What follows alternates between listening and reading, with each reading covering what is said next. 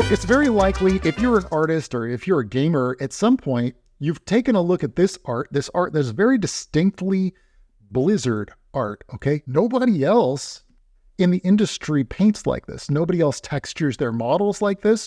Nobody else does this kind of stylization. I'm going to try to break it down in a couple of minutes to have you painting your own Hearthstone cards, have you painting your own orcs and your own elves. Are you ready to unlock the magic of the Blizzard secret sauce? Let's do it.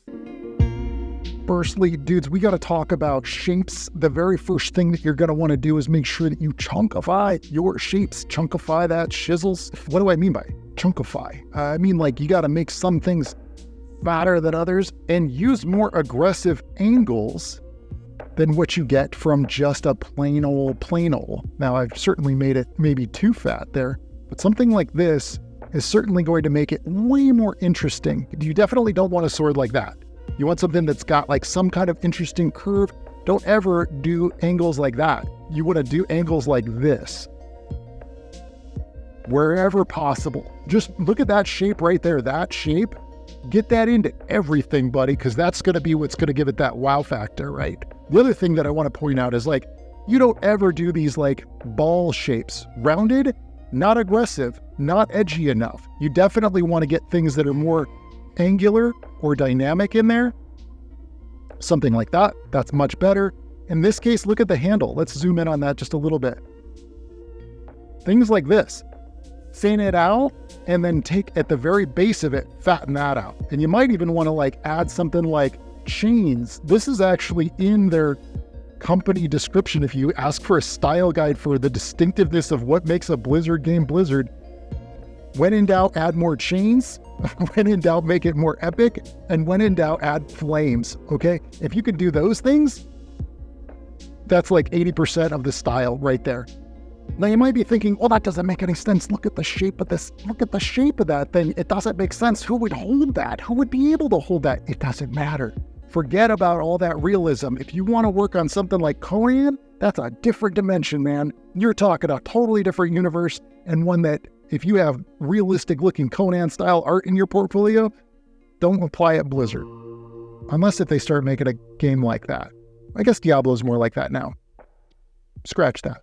Okay, disregard what I just said. If you're looking at Diablo, go much more grounded like the Conan type stuff.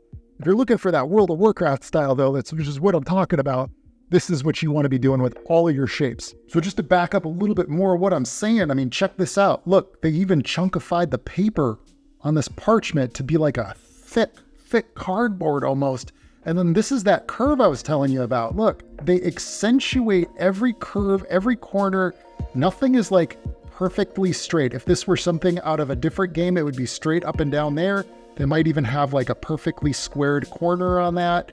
And then this even bows out a little bit. And as you get more and more advanced, you find even more subtle ways to amplify shapes. Look at this. Remember, this is that shape I was telling you. Put this in everything. Boom. Rule number 2 is more to do with textures, okay? Blizzard has a very distinctive way that they highlight corners of things and the way that they add a little bit of noise, but it's not just photorealistic noise. So this will help you with a lot of your texture painting. First thing you want to do is go to Google and do a search for like stone slab texture, okay? Find something that's copyright free or shoot your own photos with your phone. Drop those into Photoshop on top of your grayscale rendered image that you want to make look like a stone material. Transform it to scale it up so that you don't get too dense of a pixelated look. Set your layer type to overlay. Now this is a type of layer that can be found in Procreate or Sketchbook Pro or pretty much any painting program worth their salt. You may have to adjust the opacity to back it off a little bit so it's not too strong of a texture. So if you have a really good grayscale rendering of your surface, this will add like a nice stone material to that. You want to make sure that you cut out anything you don't want to have that stone texture. Just delete that, erase it, or just use a selection tool and cut it out. So now we've got a nice little bit more of a stone-like texture on top of our grayscale image, but if we want it to look more painterly, what we got to do is actually dig in there and start painting. So I use my handy square pickle brush, which you can download from my Gumroad channel or from my Hearthstone workshop. The next step is go in and start grabbing the chunky elements that you want. Use that as like a guide to kind of like grab the highlights and add some cuts and some carves. Now remember, if your light is coming from the top, then all the surfaces that are on the top, you want to have a little bit more of that highlighted color. And Warcraft textures always have this kind of a bevel to it. You want to make sure that you include that on almost every surface, like all over the place. Chunkify and thicken out your stone. You want to make sure that wherever possible, you find little spots like this, and just add like a nice big fat divot into it. Like World of Warcraft distinctly adds big, huge, chunky divots into the corners of things. This gives it a feeling that it's war-torn. It's a used, worn universe. It's not new. It's not crafted by a machine. It's like, this has been beaten up. It's been through hell. And this is actually a really fun part of the painting process, because you can just kind of get lost in it listening to a podcast or something. And, you know, I'm color dabbing. I got my finger on the Alt key, and I'm just color dabbing a little bit of the highlight areas and like kind of adding a little bit of these corners to pop out certain little edges of things, and then grabbing the shadow areas and then digging that in. So you're kind of pushing and pulling a lot to give it a much more painterly feel.